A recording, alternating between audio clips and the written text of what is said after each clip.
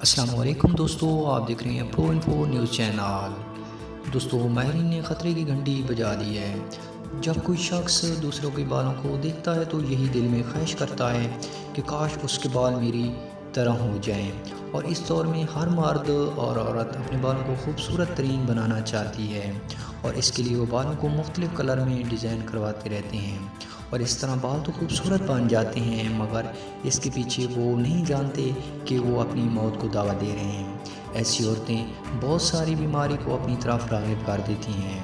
دوستو، سائنسی تحقیق سے معلوم ہوا ہے کہ جو عورتیں اپنے بالوں کو مختلف کلر کرواتی ہیں وہ اکثر سرطان اور چھاتی جیسی مزید مرض میں مبتلا ہو جاتی ہیں۔